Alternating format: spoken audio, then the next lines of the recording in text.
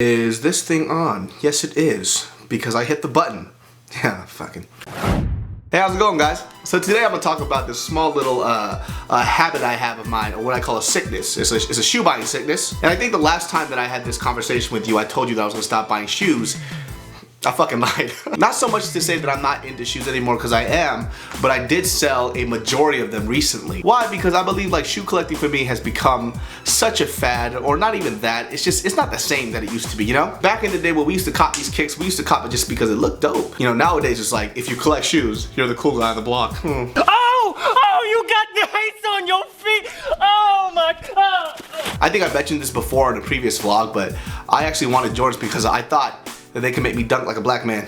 Did it happen? It was none of your fucking business. But one of the requests that actually came in is for me to review shoes. Now, I'm not gonna go ahead and make my channel about reviewing shoes, but I am gonna give you guys a little bit of perspective on the shoes that I do like to wear on a regular basis. You know, funny enough, when I was actually considering doing shoe review videos, I looked up a lot of people who do shoe reviews, and you guys are boring as fuck. Every single dude that does a shoe review on YouTube either sounds like they just woke up, they're fucking high, or they don't know what the fuck they're talking about. This shoe right here is made out of a material with this part. You scratch it, you make a noise, and you sound like you fucking half asleep. I'll chop my feet before I buy the shoes that you wear. Here's a little tip for you guys out there that want to do these vlogs. You gotta stop trying to be cool. You know what I'm saying? Like when you're a little bit too laid back, like what's up, y'all? It could be a butt naked girl vlogging like that, and my dick fall asleep. So let's start with one of my personal favorites that I have in my recent rotation. Nike Air Tavis. Now I'm not exactly too sure how to pronounce the shoe. It's either Tavis or Tavis, depending if you want to be classy or you want to be hood. Tavis, just like that dude you saw on AF's video. This is donuts you making?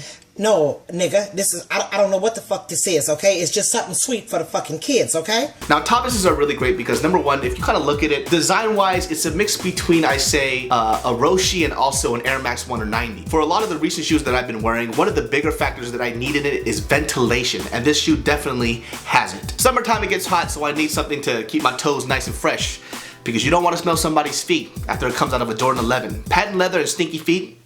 Up next, we have the Air Max 1 Picnics. Air Max 1s to me is a classic. It's never gonna go out of style, much like the Air Max 90. And it has a lot of history to it. I think the Air Max 1 was the very first shoe to actually have the back bubble in it. I think it came out around 1987. Don't quote me on that shit though. Like I'm a fucking shoe historian shit. In 1987, this shoe. Now, but if you want to talk about the material in this shoe, it's kind of like a cloth denim / chambray type of thing. I'm not exactly sure what chambray is, but that sounds right. It sounds like somebody's ghetto cousin and shit. Chambray!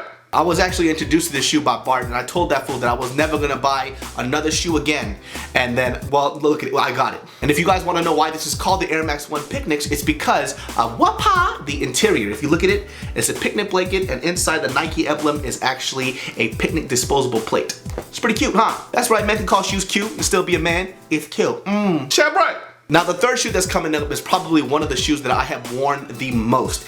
It is the Adidas Ultra Boost. Now, for me, I haven't really been too much of an Adidas fan because I think design-wise, they've been kind of lacking in the last like 6 or 7 years. However, you do have these Ultra Boost. Now, design-wise, I can't say anything that I hate about this. I love the way it looks. It breathes very well because obviously it's ventilated. The way it fits on you is very snug because of the material. It's kind of like a neoprene sleeve. It has an attached heel tab, and also the tongue is attached to the shoe as well, which kind of goes back to how it fits like a glove. Now, I know what you're thinking. For those of you out there who know this shoe, knows how fucking expensive this thing is. And yeah, it's about $140 to $180 depending on which one that you get. Yes, I understand that sometimes you need groceries, but for me, I was like, hey, I'm fat, I could use a little, you know, less food, so fuck it.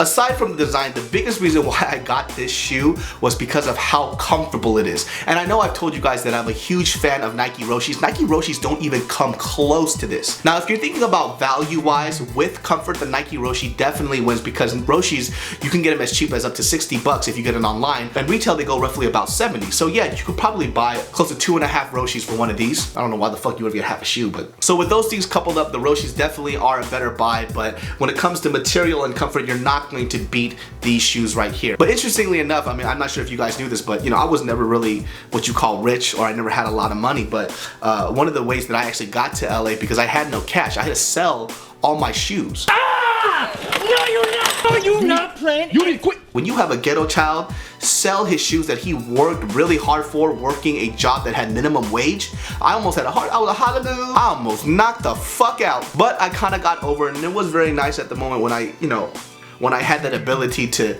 kind of get the things that I want, not the things that I need. Because you know, when you're broke, like all your money goes into necessities, whether it's bills, electricity, food, whatever. Your money is a means of survival, not a means of pleasure. And you know, I never really had that opportunity. You know, as happy as it did make me, it was really stupid. I mean, it wasn't even for a fashion purpose. It was kind of to fill that inner, like, ghetto child need that I always wanted to get the shoes that I've coveted my whole life. When you had like the dopest kicks, it was like a form of respect almost. Like people would like look at you and say, you know what, that dude got the Jordan 11s, he's tight. Let's rob the bitch. It's kind of interesting when you look back and see how far you've come. Like I have the ability to buy things that I want, and that's very odd. And you know, at the same time, like, you know, I could help out my family, and it's a blessing, man. You know, a lot of the reasons why I even get to do what I get to do is obviously because of you guys. So, you know, I'll always thank you for watching and like continuing to support me, and I'm glad that I can make you laugh and make your days better, or hopefully I can. If not, then what the fuck you keep on watching my channel. But yeah, man, I gotta say, life's good, and I'm gonna keep on working harder. So stay tuned to the next episode. I don't know what to say. This is getting really awkward. Love you. I'm a jack off.